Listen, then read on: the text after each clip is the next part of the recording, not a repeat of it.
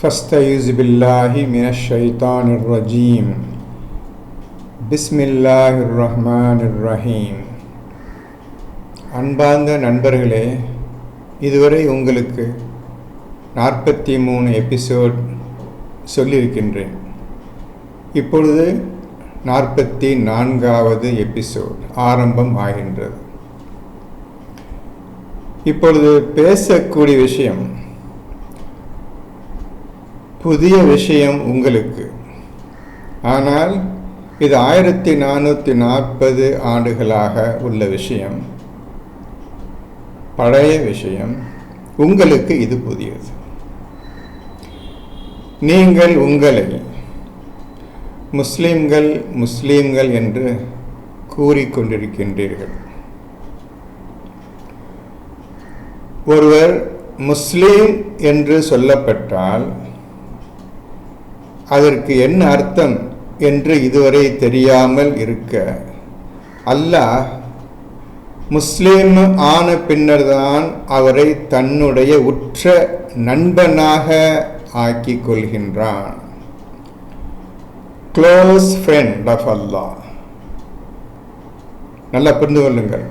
முஸ்லிம் ஒருத்தர் வந்துட்டான்டா, அவன் அல்லாஹுக்கு மிக்க நெருக்கமான நண்பனாக இருக்கின்றான். இது குர்ஆனுடைய வார்த்தை. மேலும் இன்னொரு விஷயம் சொல்லுகின்றேன். எல்லா நபிமார்களும் இறைவனே எங்களை முஸ்லிம்களாக ஆக்கி வைப்பாயாக என்றும், முஸ்லிமாகவே எங்களை கைப்பற்றி கொள்வாயாக என்றும் பிரார்த்தனை செய்து கொண்டே இருந்தார்கள் அவர்களுடைய வாழ்நாளில். இதுவும் குர்ஆனில் இருக்கின்றது. ஒரு முஸ்லிமா ஆவதற்கு எல்லா நபிமார்களும் இறைவனிடம் கேட்டுக்கொண்டிருந்தார்கள். நபியாக இருப்பதினால் சொர்க்கம் சென்றுவிட முடியாது. அந்த நபிமார்கள் முஸ்லிமாக மரணித்தால்தான் சொர்க்கம் உண்டு என்பதை குர்ஆனில் பார்த்தால் தெளிவாக புரிந்து கொள்வீர்கள். இந்த உண்மையை இன்றுதான் நீங்கள் கேட்கின்றீர்கள். முடிந்தால் குர்ஆனை பாருங்கள், ஆசை இருந்தால் குர்ஆனை ஓதுங்கள். நான் சொல்லியது உண்மைதானா என்பதை அறிந்து கொள்வீர்கள். ஆகவே இன்றிலிருந்து நீங்கள் உங்களை முஸ்லீம் சொல்லாதீர்கள். மிக தவறான போக்கு, தவறான வார்த்தை. அல்லாஹ் யாரை முஸ்லீமாக ஆக்குகின்றானோ அப்பொழுதுதான் அந்த மனிதருக்கு தெரியும் முஸ்லீம் என்ற வார்த்தைக்கு என்ன அர்த்தம், அது என்ன விஷயம் என்பதை அப்பொழுதுதான் அவர்கள் தெரிந்து கொள்வார்கள். ஆகவே இப்பொழுது விஷயத்துக்கு வருகின்றேன். இப்பொழுது நீங்கள் எல்லோரும் பட்டினியால் இருக்கின்றீர்கள். அதான் சொல்ல முடியும். நீங்கள் நோன்பு நோற்று கொண்டிருக்கின்றீர்கள் என்று நான் சொல்ல முடியாது. காரணம், இந்த குர்ஆனின்படி உங்களுடைய நோன்பு அமையவில்லை. குர்ஆனுக்கு விரோதமாகவே உங்களுடைய நோன்பும் உங்களுடைய செயலும் நடந்து கொண்டிருக்கின்றது. அதை சில காரணங்களை காட்டி உங்களுக்கு சுருக்கமாக சொல்லுகின்றேன். 2வது சூராவில் 185வது ஆயத்தை பாருங்கள். அந்த ஒரு ஆயத்தில்தான் ரமலான் நோன்பை பற்றி சொல்லப்பட்டிருக்கின்றது. வேறு எந்த ஆயத்திலும் கிடையாது. அந்த ஒரே ஒரு ஆயத்து தான் ரமலான் நோன்பை பற்றி அல்லாஹ் சொல்லியிருக்கின்றான். அதை நீங்கள் ஒழுங்காக படித்திருந்தால் நிச்சயமாக அறிந்திருப்பீர்கள், இந்த குர்ஆனுக்கு விரோதமாக நாம் நடந்து கொண்டும் அல்லாஹ்வுடைய கோபத்தையும் சாபத்தையும் பெற்றவர்களாக இன்று பட்டினி கிடக்கின்றோம் என்பதை தெளிவாக புரிந்து கொள்வீர்கள். ரமலான் மாதம் இது ரெண்டு வார்த்தையும் சேர்ந்து ஒரே வார்த்தையை படிக்கணும். ரமலான் என்றும் மாதம் என்றும் நீங்கள் படிக்கக்கூடாது. ரெண்டும் சேர்ந்து ஒரு வார்த்தை. வருடத்தில் சொல்லப்பட்ட மாதங்கள், அந்த மாதம் வேறு, அது மாதம்தான், இதுவும் மாதம்தான். இதில் அர்த்தம் வேறு, அதில் அர்த்தம் வேறு. இந்த ரமலான் மாதம் என்பது மாதத்தின் பெயர் கிடையாது, நீங்களாக வைத்து கொண்டதான் தவிர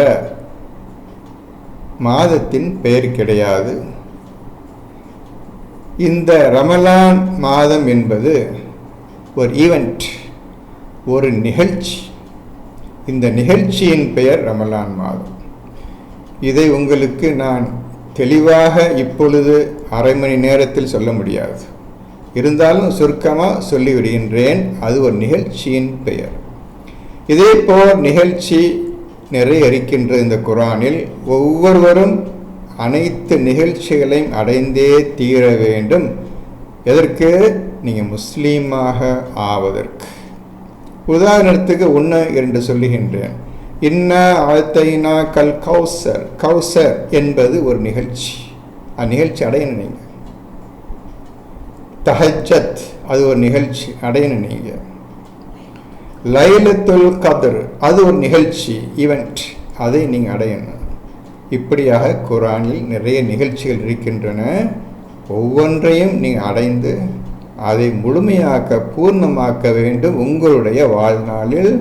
பின்னர் தான் அல்லாஹ் உங்களை முஸ்லீமாக ஆக்குவான். அப்பொழுதுதான் முஸ்லீம் என்ற வார்த்தைக்கு அந்த மனிதருக்கு அர்த்தம் தெரியும், விஷயம் தெரியும். இப்பொழுது 9:36 9:36 அது அல்லாஹ் சொல்லுவது. முதல் 3 வரிகளை மட்டும் சொல்லுகின்றேன், அதை சிறிது பாருங்கள். வானங்கள் பூமி படைத்த நாளில் இருந்தே அல்லாஹ்வின் புத்தகத்தில் வருடத்திற்கு மாதங்கள் 12 ஆகும் என்று எழுதப்பட்டிருக்கின்றது. என்ன? ஒரு வருஷத்துக்கு 12 மாதங்கள் என்று அல்லாஹ் எழுதியிருக்கின்றான். எப்பொழுதிருந்து? வானங்கள் பூமி படைக்கப்பட்ட நாளிலிருந்து. அந்த 12இல் 4 மாதங்கள் ஹுருமன் ஆகும். நல்லா புரிந்து கொள்ளுங்கள். இந்த ஹுருமன் என்ற வார்த்தை புதிய வார்த்தை. நீங்கள் அரபியில் பார்த்து கொள்ளுங்கள், ஹுருமன் என்ற வார்த்தை இருக்கின்றதா இல்லையா என்பதை. இன்று வரை தெரியாது யாருக்கும். ஹுருமன் ஆகும். அதுவே ஜாலிக தீனுல் கையுமா, இதுவே நிலையான இஸ்லாம் ஆகும் என்று இந்த 9:36 முதல் 3 வரிகளில் நீங்கள் பார்க்கலாம். மேலும் ஒரு விஷயம் உங்களுக்கு சொல்லுகின்றேன். வருடங்கள் என்றும் மாதங்கள் என்றும் நாட்கள் என்றும் இரவு பகல் என்றும் இந்த குர்ஆனில் அல்லாஹ் சொல்லியிருக்கின்றான். எந்த மாதத்திற்கும் பெயர் கிடையாது, அதை புரிந்து கொள்ளுங்கள். எந்த மாதத்திற்கும் பெயர் கிடையாது. ஜனவரி, பிப்ரவரி, மார்ச், ஏப்ரல்னு சொல்கிறீங்கல்ல, கிடையாது. அதே போல் நீங்கள் சொல்லிக் கொண்டிருக்கின்ற வாரங்கள், மாதத்துக்கு 4 வாரங்கள், அதுவும் இந்த குர்ஆனில் கிடையாது. ஒவ்வொரு வாரத்திற்கும் 7 நாட்கள் என்று சொல்லுகின்றீர்கள். அந்த 7 நாட்கள் பேச்சே கிடையாது. ஒவ்வொரு நாளுக்கும் திங்கள், செவ்வாய், புதன் என்று பெயர் வைத்திருக்கின்றீர்கள். அந்த பெயரும் இந்த குர்ஆனில் கிடையாது. நன்றாக புரிந்து கொள்ளுங்கள். ஆகவே மாதங்களுக்கு பெயரும் வாரங்கள் என்றும் ஒவ்வொரு நாட்களுக்கும் ஒரு பெயர் என்றும் 7 நாட்களை கொண்டது ஒரு வாரம் என்றும் அந்த பேச்சுக்கே இடம் கிடையாது குர்ஆனை பின்பற்றி நடப்பவர்களுக்கு. குர்ஆனை பின்பற்றி நடப்பவர்களுக்கு இது தேவையில்லாத விஷயம் ஆகிவிடுகின்றது. எது? மாதத்தின் பெயர்களும் வாரங்களும், வாரத்தில் 7 நாட்களும், 7 நாட்களுக்கு ஒவ்வொரு பெயரும் தேவையற்ற வீணான செயல்களாக அறிந்து கொள்வீர்கள் நீங்கள் குர்ஆனை ஒழுங்காக ஓத ஆரம்பித்தால். இப்பொழுது அந்த 12இல் 4 மாதங்கள் ஹுருமன் ஆகும். அந்த ஹுருமன் என்பது ஒரு நிகழ்ச்சி. அந்த நிகழ்ச்சியை பற்றி ஹுருமன் என்ற வார்த்தைக்கு குர்ஆனில் அர்த்தம் கிடையாது. ஏனென புதிய வார்த்தை. ரமலான் மாதம் என்ற வார்த்தைக்கு அர்த்தம் கிடையாது, புதிய வார்த்தை. கௌசர் என்பதற்கு அர்த்தம் கிடையாது, புதிய வார்த்தை. இப்படியாக புதிய வார்த்தைகள் நிறைய இருக்கின்றன, அர்த்தம் தெரியாது. அர்த்தம் உங்களுக்கு அல்லாஹ் தான் சொல்லித் தருவான். அந்த அர்த்தத்தை அடைந்தவர்கள் வெளியே சொல்ல முடியாது. ஏனென்றால் இருதயத்தால் உணரக்கூடிய விஷயங்கள் ஆகும்.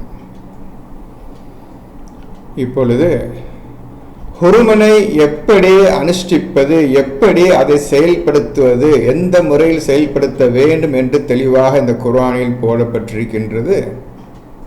ஆனால் இந்த ஹுரும் என்ற வார்த்தைக்கு அர்த்தம் கிடையாது. நீங்கள் தான் அல்லாஹ்விடமிருந்து அறிந்து கொள்வீர்கள்.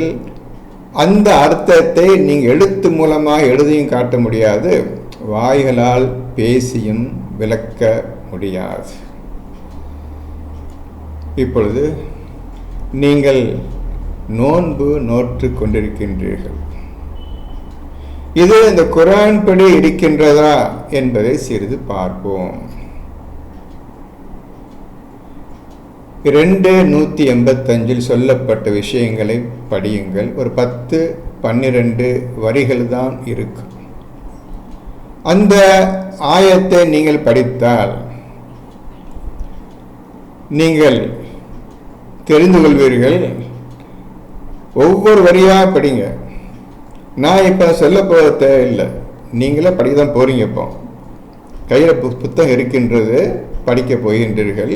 சொல்லப்பட்ட விஷயத்தை மெதுவாக ஒவ்வொரு வரியாக படித்து இப்படி சொல்லப்பட்டிருக்கின்றது, இதுக்கு என்ன அர்த்தம் என்று கேட்டுக்கொண்டே வாருங்கள், புரிந்து கொள்வீர்கள். நீங்கள் இப்பொழுது எல்லோரும்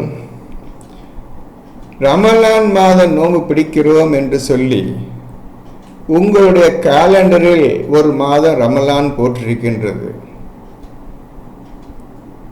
அதை பார்த்து எல்லோரும் நோன்பு பிடிக்கின்றீர்கள். முதல் கேள்வி, அந்த ஆயத்தில் அல்லாஹ் ரமலான் மாதம் என்று ஒன்று வரும் வருஷத்துக்கு, அப்பொழுது நீங்கள் உலக மக்கள் அனைவரும் நோன்பு நோற்க வேண்டும் என்று குர்ஆனில் அல்லாஹ் சொல்லியிருக்கின்றானா என்பதை பாருங்கள். ஒழுங்காக கவனித்து பாருங்கள். உலகம் முழுவதும் நோன்பு நோற்க வேண்டும் என்று அல்லாஹ் கட்டளையிட்டிருக்கின்றானா?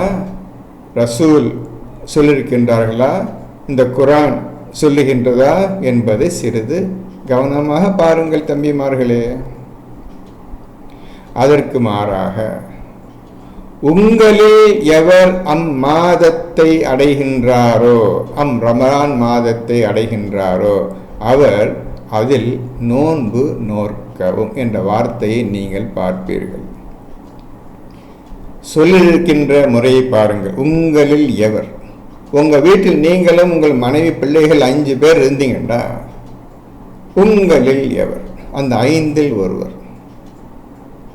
இந்த நாடு இருந்ததா, இந்த நாட்டில் எவர், இந்த உலகமா, இந்த உலகத்தில் எவர், இப்படியாக அதில் போடப்பட்டிருக்கின்றது.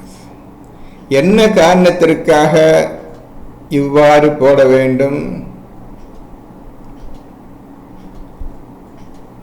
அதில் தான் நீ முதல் வரியை படித்தால் ரமலான் மாதம் எத்தகையது என்றால் அதில்தான் மனிதர்களுக்கு வழிகாட்டியாகும், பிரித்து அறிவிக்க கூடியதும் தெளிவான சான்றுகளை கொண்டதாக உள்ள அல் குர்ஆன் இறக்கி அருள பெற்றது என்பதை முதலில் நீங்கள் படிப்பீர்கள்.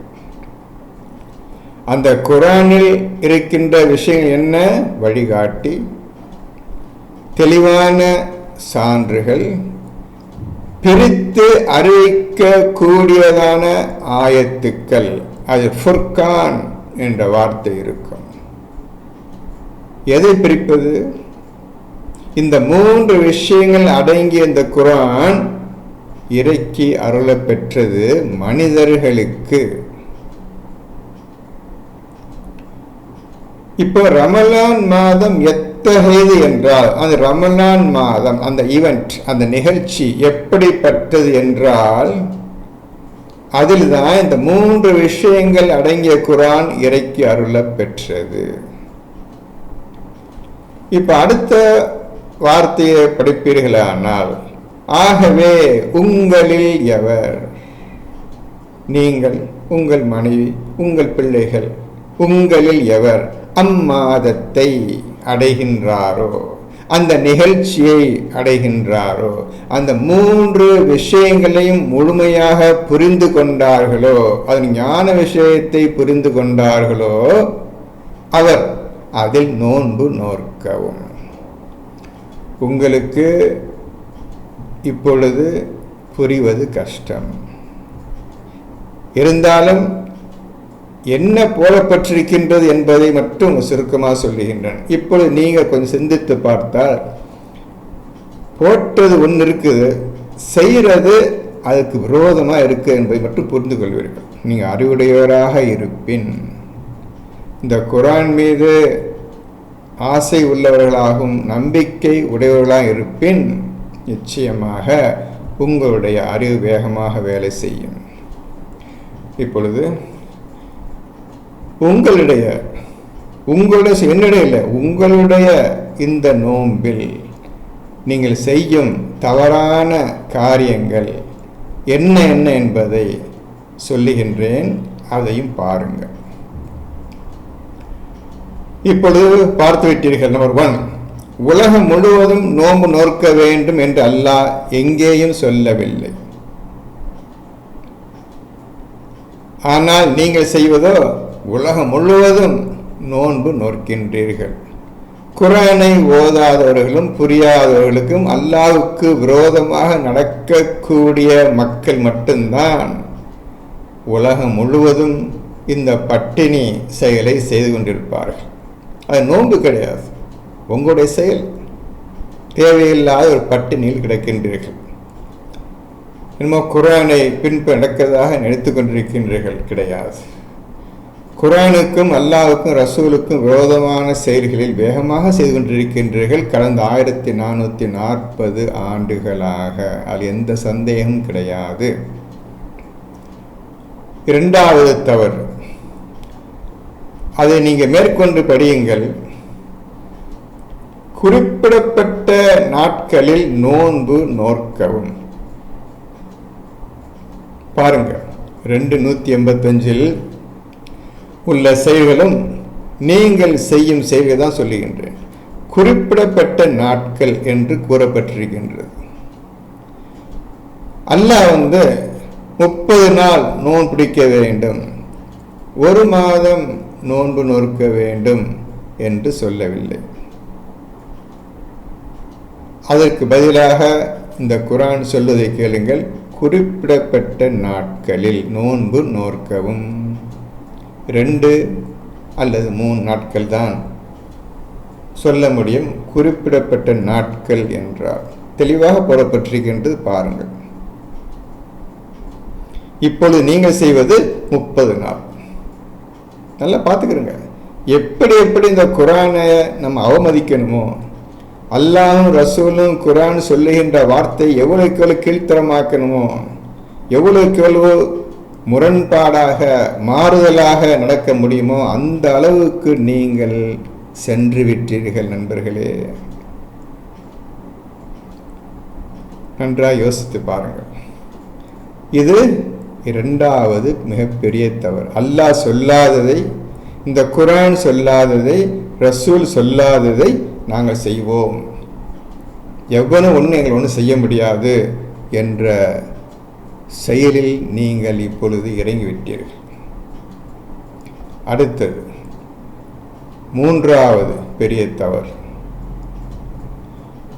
நீங்கள் சொல்வது போல் பிறையை பார்த்து நோன்பு நோக்க வேண்டும் அப்படி என்று ஆரம்பிக்கின்றீர்கள். இது சொல்லப்பட்டிருக்கின்றதா? பிறையை பார்த்து நோன்பு நோருங்கள் என்று சொல்லப்பட்டிருக்கின்றதா? ஒரு வார்த்தை காட்டுங்க பார்ப்போம். அதாவது குர்ஆனில் எங்கேயாவது காட்டுங்க, பிறையை பார்த்து நோன்பு பிடியுங்கள் சொல்லப்பட்டிருக்கின்றதா? இல்லை. ஒரு தேவையற்ற விஷயம் அது. குர்ஆனை பின்பற்றி நடப்பவர்கள் தெளிவாக புரிந்து கொள்வார்கள், இந்த 285 பிரகாரம் தான் நடக்க வேண்டும் என்பது. இப்போ நீங்கள் என்ன செய்றீங்க? பிறையை பார்க்கணும், பிறையை பார்த்தாச்சு, சாட்சி 2 பேர் அந்த ஊரில் பார்த்து விட்டார்கள், இந்த ஊரில் பார்த்து விட்டார்கள் என்றெல்லாம் தேவையில்லாத இந்த ஷைத்தான் வேலைகளை செய்து கொண்டிருக்கின்றீர்களே. யார் செய்ய சொன்னது? எல்லாத்தையும் இவற்றெல்லாம் யார் செய்ய சொன்னது? குர்ஆன் ஓதிய ஒருத்தன் இல்லை அப்போ, அன்னைக்கு ஒரு ஆள் இல்லை. அன்னைக்கு உங்கள் பள்ளிவாசல்கள் கட்டி கொண்டு அதில் பேசாமல் இருக்கார கேட்டிங்களா? இமாமே, நீங்கள் இந்த மாதிரி குர்ஆன் போட்டிருக்குது, நீங்கள் என்ன இந்த மாதிரி செஞ்சிட்ருக்கிறீங்களே, ஏன் எங்களுக்கு உண்மையை சொல்லவில்லை? இப்படியாக போடப்பட்டிருக்க எது சொல்லாததை சொல்லி இதுதான் ரம்ஜான் மாதம் குடிங்க சொல்கிறீங்களே, ஏன் இவ்வாறு நீங்கள் சொல்லுகின்றீர்கள்? மக்களை நீங்கள் வழிகெடுத்து கொண்டிருக்கீங்கன்னு கேட்க வேண்டியதானே? இப்போ உங்கள் உண்மை எடுத்து காட்டுறேன், போய் கேளுங்க. அடுத்தது நாலாவது பெரிய தவறு, பிறையை பார்த்து நோன்பு விட்டு விடுங்கள். எங்கேயா சொல்லிருக்குதா பிறையை பார்த்து நோன்பு விட்டுருங்கண்டு? அதுக்கப்புறம் ரம்ஜான் பண்டிகை கொண்டாடுங்கள், எங்கேயா இருக்குதா குர்ஆன்ல? கொண்டாட்டம், ஆட்டம் பாட்டம், இந்த விஷயம் எங்கேயா குர்ஆன் பார்த்துக்கிறீங்களா? என்ன கொண்டாட போறீங்க? அதை என்ன சொல்லுங்க. அடுத்து ஐந்தாவது ஆறாவது பெரிய தவறு, சஹர் என்ற வார்த்தை இந்த குர்ஆனில் இருக்கின்றது. சஹர் என்ற வார்த்தைக்கு அர்த்தம் தெரியாது, அது சொல்லிடுறேன். அந்த சஹர் நேரத்தில் அல்லாஹ் சொல்லுகின்றான், 51வது சூராவில் 17வது ஆயத்தில் அவர்கள் சஹர் நேரங்களில் பாவ மன்னிப்பு கோரிக்கொண்டிருப்பார்கள் என்ற வார்த்தை ஆயத்து வருகின்றது. சஹர் நேரம் இன்னது என்று இன்று வரை உங்களுக்கு தெரியாது, அது எவராலும் சொல்ல முடியாது. இப்பவே சொல்லி எவராலும் சொல்ல முடியாது. அந்த சஹர் என்ற வார்த்தைக்கு அர்த்தமும் தெரியாது. இந்த சஹர் என்ற வார்த்தையை எடுத்து தூக்கி நோன்புல கொண்டாந்து வச்சு சஹர் நேரத்தில் நோன்பு பிடிக்க வேண்டும் என்று அடுத்த பொய், மகத்தான பொய். அல்லாஹ் ஒவ்வொரு வார்த்தைக்கு எப்படி எதிர்த்து நிற்கிறது, அல்லாஹ் எப்படி அடிக்கிறது, இந்த குர்ஆன் எப்படி அழிக்கிறது, இந்த குர்ஆன் எப்படி பொய்யாக்குறது, இதே செயல்களில் செய்து கொண்டிருக்க, இதற்காக உலம்பூரா பள்ளிவாசல்கள், மசூதிகள், ஒவ்வொரு பள்ளிவாசலையும் இமாம்கள் பாப்பாப்பா என்ன ஆட்டம் போடுறீங்க நீங்கள்? குர்ஆன் அழிக்கிறத அழிச்சிடுறீங்க நீங்கள். உங்களை பொறுத்தவரை குர்ஆன் அழிந்து விட்டது. உங்களை பொறுத்தவரை குர்ஆனும் அழிந்தது, அல்லாஹும் அழிந்தான், ரசூலும் அழிந்தார்கள். நீங்கள் சாதாரண நாட்கள் கிடையாது. நன்றாக புரிந்து கொள்ளுங்கள். இந்த சஹர் நேரத்தில் பாவ மன்னிப்பு கோரிக்கொண்டிருப்பார் என்று அல்லாஹ் சொல்லியிருக்க, சஹர் நேரத்தில் நோன்பு நோக்க வேண்டும் என்று போற்றிருக்கின்றீர்கள். இவ்வளவு பொய்யை சேர்த்தீங்களப்பா. 285 சொல்ல அப்படி எடுத்துட்டு உங்க சரக்கை இறக்கி வச்சுக்கிறீங்களே. யாரா ஒரு ஆள் சொல்லக்கூடாதா? குரான ஒருத்தையில இன்னைக்கு இவ்வளவு விஷயம் இருக்குதப்பா. அடுத்த பெரிய தவறு, இப்ப சஹர் நேரம், நோம்பு நோக்கக்கூடிய நேரம் நீங்க பொய்ய சொல்லிக் கொண்டிருக்கின்றீர்கள். மகத்தான பொய். அல்லாஹ்வும் அவனுடைய கோபத்தையும் சாபத்தையும் பெற்றவர்கள் தான் இவ்வாறு நடந்து கொண்டிருக்கின்றார்கள். அவர்கள் தான் இப்பொழுது நோம்பு நோற்று கொண்டிருக்கின்றார்கள். அது எந்த சந்தேகம் கிடையாது. இப்பொழுது நோன்பு பிடிக்கும் நேரம் எதுவரை நீங்கள் நோன்பு பிடிக்கலாம் என்பதை குர்ஆனில் தெளிவாக கூறப்பட்டிருக்கின்றது. நேரத்தை பற்றி சொல்லப்பட்டிருக்கின்றது. என்னது?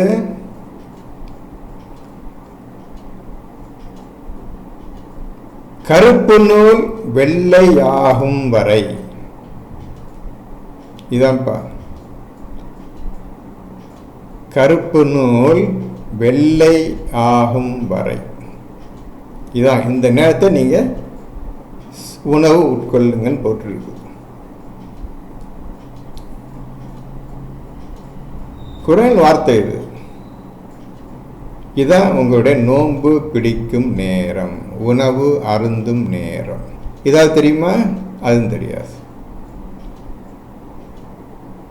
இவ்வளவு இமாம், உலகம் பூரா இமாம், உங்களுக்கு ஒருத்தன் கிடையாது இந்த குர்ஆனை ஓதுனார்.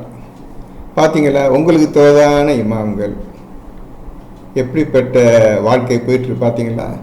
இப்பேற்பட்ட நீங்கள் உங்களை நாங்கள் முஸ்லீம்கள் என்று சொல்லிக் கொண்டிருக்கின்றீர்கள். முஸ்லீம் என்றால் யார் என்று ஆரம்பத்திலேயே நான் உங்களுக்கு சொல்லிவிட்டேன். நோன்பு அடுத்த 9வது விஷயம். நோன்பு எதற்காக பிடிக்க வேண்டும்? அதுவும் அந்த 285 இருக்கின்றது.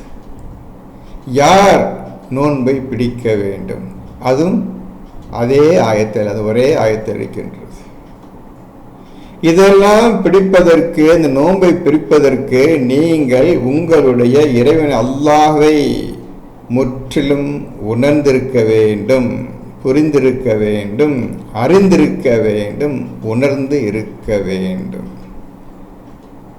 இவன்தான் இறைவன், அல்லாஹ்தான் இறைவன் என்பதை நீங்கள் நிரூபிக்க வேண்டும். ஒவ்வொருவரும் நிரூபித்தவர்க்குத்தான் இந்த குர்ஆன் விஷயம் முழுமையாக புரியும்.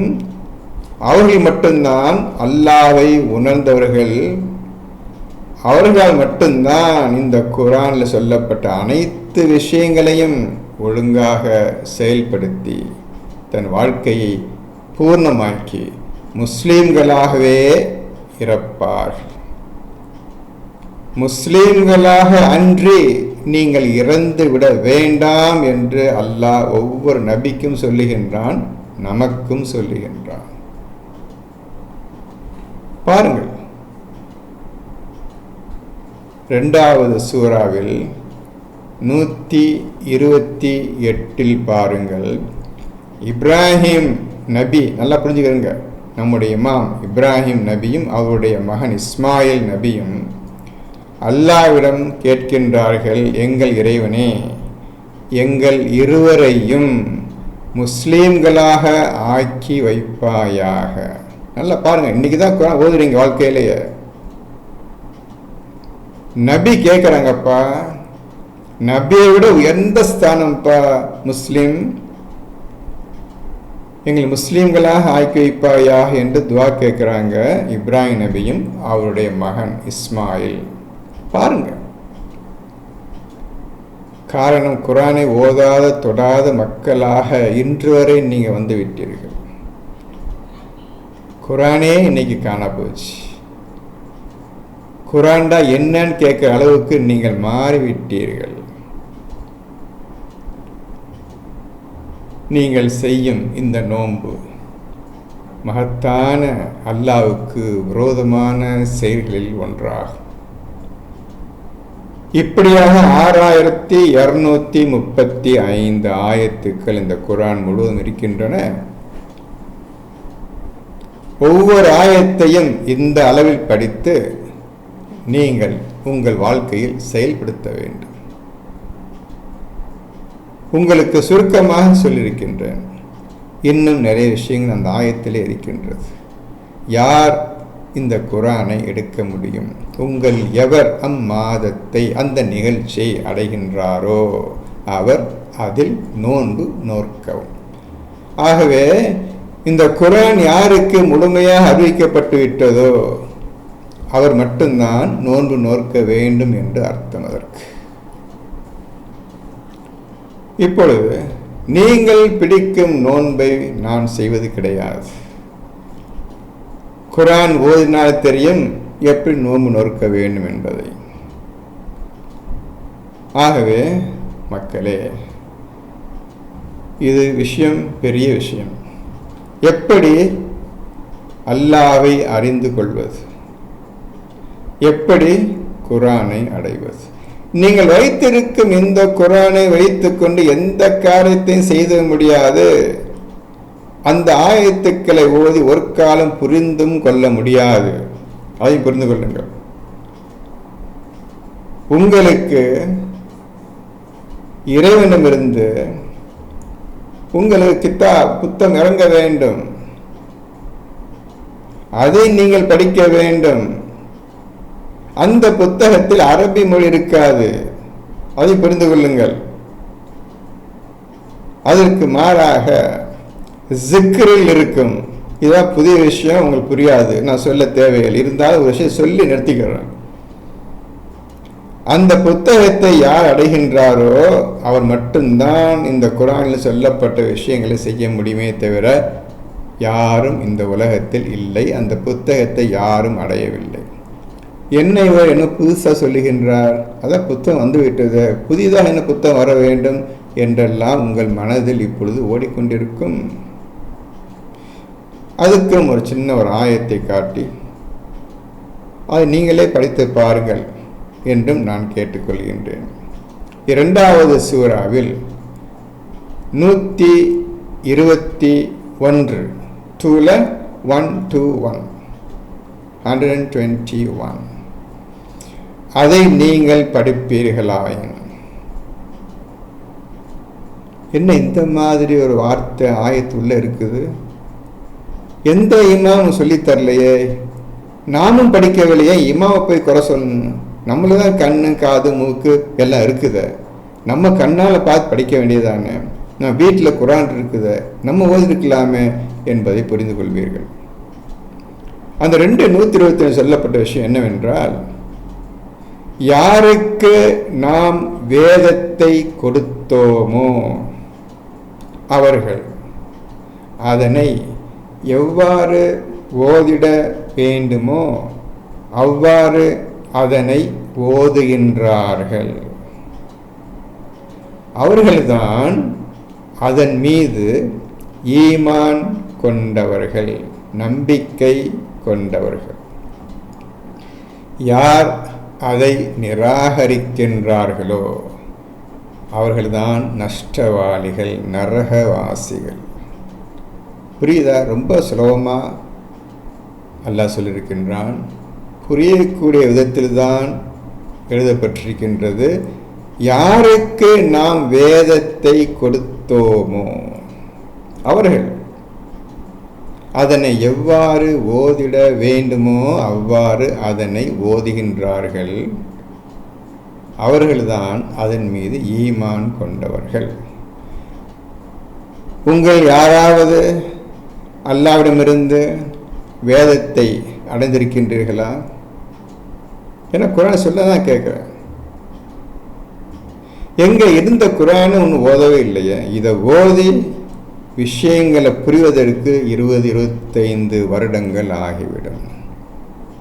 அதன் பின்னர் தான் உங்களுக்கு வேதம் கொடுக்கப்படும். இது ஒரு பெரிய விஷயம். ஒரு மனிதன் எப்படி முஸ்லீமாக ஆக வேண்டும், கடைசியாக முஸ்லீமாக ஆக வேண்டும் என்பதற்கு கிட்டத்தட்ட ஒரு 9 விஷயங்களில் நீங்கள் தேர்ச்சி பெற வேண்டும். அந்த 9 அம்சங்களில் நீங்கள் தேர்ச்சி பெறுவதற்கு கிட்டத்தட்ட 35-40 வருடங்கள் ஆகிவிடும். என்னைக்கு நீங்கள் ஓத ஆரம்பிக்கின்றீர்களோ அன்றிலிருந்து கணக்கு எடுத்துக்கொள்ளுங்கள், 40 வருடங்கள். எல்லாமே இன்றைக்கி 40 வருடம் தாண்டி போயிட்டீங்க. இது ஓத வேண்டிய காலம் 3 வயதிலேயே ஓத வேண்டியது. ஆனால் தவறிவிட்டீர்கள். குர்ஆனும் உங்களை விட்டு போய்விட்டது. இப்பொழுது இந்த குர்ஆன் உங்களிடம் இல்லை. இது மறந்து போன புத்தகங்களில் ஒன்றாக ஆகிவிட்டது உங்களை பொறுத்தவரையில். இனிமேல் நீங்கள் அந்த குர்ஆனை ஓதி புரிவது மிக மிக கஷ்டம், உங்களால் முடியாது. காரணம், இந்த குர்ஆனை ஓதுவதற்கு 2 விஷயத்தை நீங்கள் தெளிவாக புரிந்து அதை செயல்படுத்த வேண்டும். ஒன்று, உங்களுடைய உள்ளம் இருதயத்தை பக்குவப்படுத்தி வா உட்கார் இந்த குர்ஆனை ஓதணும் என்று நீங்கள் இல்லத்தை கொண்டு வர வேண்டும். உங்கள் மனதை இதன் பக்கம் இழுக்க வேண்டும். இத்தனை வருஷம் வீணா போயிடுச்சு, மனதே உட்கார்ந்து கேள் என்று உங்கள் மனதை கொண்டு வர வேண்டும். உங்கள் கட்டுப்பாட்டுக்குள் கொண்டு வர வேண்டும். ஒன்று. இரண்டாவது, உங்களுடைய உடலை உட்கார வைக்க வேண்டும். வா குர்ஆனை ஓதுவோம் என்று உங்களுடைய கட்டுப்பாட்டுக்குள் உங்கள் உடலையும் உள்ளத்தையும் ஒன்று சேர்த்து உட்கார வைத்து 2 மணி நேரம் 3 மணி நேரம் 4 மணி நேரமாவது ஒரு நாளைக்கு ஓத ஆரம்பிக்க வேண்டும். உங்களால் அது முடியுமா? முடியாது. 5 விளையாது 50 விளையுமா என்று நீ பழமொழி கேட்டிருப்பீர்கள். அந்த கதை தான் இப்பொழுது உங்கள் அனைவருக்கும் அதே கதை தான். இப்பொழுது நீங்கள் பிடிக்கும் நோன்பு செல்லாதது, அல்லாஹ்வால் ஏற்றுக்கொள்ளப்படாது. அதை மட்டும் புரிந்து கொள்ளுங்கள். உங்களுக்கு அடுத்த எபிசோடில் இன்னும் நிறைய விஷயங்கள் சொல்ல போகின்றேன். இப்படி இந்த குர்ஆனுக்கு விரோதமாக நடப்பவர்களுக்கு, எவர்கள் நம்முடைய ஆயத்தை புறக்கணித்து நிராகரித்து அதற்கு மாறாக நடக்கின்றார்களோ அவர் இவ்வுலகிலும் கடுமையான வேதனை, மறுமையிலும் கடுமையான வேதனை என்று அல்லாஹ் தெளிவாக 100கணக்கான ஆயத்துக்களில் சொல்லியிருக்கின்றான். மேலும் போன தடவை சொல்லியிருந்தேன், எவர்கள் நம் பேச்சுக்கு மாறாக நடக்கின்றார்களோ, எவர்கள் சொல்படி நடக்கவில்லையோ அவர்களை அல்லாஹ் எப்படி பிடிப்பான்னு சொல்லுகின்றான்? வியாதியை கொண்டும் வறுமையை கொண்டும் பிடித்தோம் என்று சொல்லியிருக்கின்றான். அதுக்குள்ள ஆயத்துக்களையும் நான் காட்டியிருந்தேன். இப்பொழுதுதான் இந்த கரோனா ஒன்றும் கிடையாது, தூசி. இப்பொழுது குர்ஆன் விரோதிகளுக்குன்னு தனியாக ஸ்பெஷலாக இருக்குது, ஆயத்துக்கள் இருக்குது. மிகவும் கஷ்டமானது, தாங்க முடியாது. அப்பேற்பட்ட வாக்கியங்கள் கொண்டு அல்லாஹ் சபிக்கின்றான் அந்த குர்ஆனுக்கு விரோதம் நடப்பவர்களை, குர்ஆனுக்கு விரோதமாக நடந்து கொண்டிருப்பவர்களையும் குர்ஆனை தப்பத்தோ மக்களுக்கு எடுத்து சொல்லிக் கொண்டிருக்கும் மக்களையும் அல்லாஹ் சபிக்கின்றான். அந்த ஆயத்தை தேவைப்பட்டால் காட்டுகின்றேன். நான் சொல்லதுக்கு மனசு வரல. ஏன் அவ்வளவு மோசமான மக்களை கொண்டு போய் நரகத்தில் செருக்கக்கூடிய ஆயத்து. ஆகவே நான் அதை சொல்லவில்லை. நீ குர்ஆனை ஓதுகிறனா அந்த ஆயத்தை பார்த்துக் கொள்வீர்கள். இந்த மாதிரி குர்ஆன் விரோதிகள் எப்படி அல்லாஹ் சபிக்கிறான் என்பதை பார்த்து கொள்வீர்கள். இப்பொழுது நான் உங்களுக்கு இத்துடன் இதை எடுத்துக்கொள்கின்றேன். அடுத்த ஆயத்து பாருங்கள். எப்பேற்பட்ட விஷயங்கள் உண்மைதான் பார்க்க போகின்றீர்கள். தயவு செய்து இந்த நரகத்துக்கு பயந்து கொள்ளுங்கள், அல்லாஹ்வுக்கு வேதனையை பயந்து கொள்ளுங்கள். ரசூலுடைய பேச்சு, இந்த குர்ஆனை தான் உங்களுக்கு ரசூல் காட்டினார், இதை தான் உங்களை செய்ய சொன்னார், இதை தான் உங்களை பின்பற்ற சொன்னார் ரசூல்.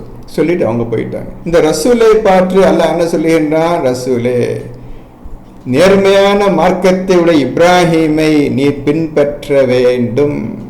நல்லா புரிஞ்சுக்கிறீங்க. ரசூலுக்கு இமாம் யார் தெரியும்ல? இப்ராஹிம் நபி. நமக்கும் இப்ராஹிம் தான் இமாம். நல்லா புரிந்து கொள்ளுங்கள். அப்போ என்னை பொறுத்தவரை இமாம் இப்ராஹிம் நபி தான்ப்பா. உங்களை பொறுத்தவரை தெருவுக்கு பள்ளிவாசல் இருக்குது, இமாம் இருக்கிறாங்க, நீங்கள் அவங்களை பின்பற்றுங்க. நீங்கள் இந்த பக்கம் நான் சொல்லலை, கட்டாயப்படுத்தலை. உங்கள் விருப்பப்படியே நீங்கள் பட்டினிருங்கள், உங்கள் விருப்பப்பட்டதை செய்து கொண்டு தான் நோன்பு சொல்லுங்கள். யாரும் உங்களை கூட சொல்லவில்லை. குர்ஆனில் சொல்லப்பட்டதை உங்களிடம் எடுத்து சொல்லுகிறேன். காரணம், உங்கள் வீட்டில் குர்ஆன் இருக்கின்றது, ஒவ்வொருத்தர் வீட்டில் குர்ஆன் இருக்கின்றது. குர்ஆனுக்கு உங்களுக்கு சம்பந்தம் இல்லாமல் வெகு தூரம் போய்விட்டீர்கள். அதுதான் உங்களுக்கு எடுத்து காட்டுகின்றேன். இன்ஷா அல்லாஹ் அடுத்த ஆயத்தில் உங்களுக்கு நிறைய விஷயங்கள் சொல்லுகின்றேன். இது சம்பந்தப்பட்ட என்ன கேள்வி தான் கேளுங்கள். உண்மையை உங்கள் அல்லாஹ்வின் அனுமதி கொண்டு உங்களுக்கு சொல்லுகின்றேன். இன்ஷா அல்லாஹ் பிஇஸ்னில்லாஹ்.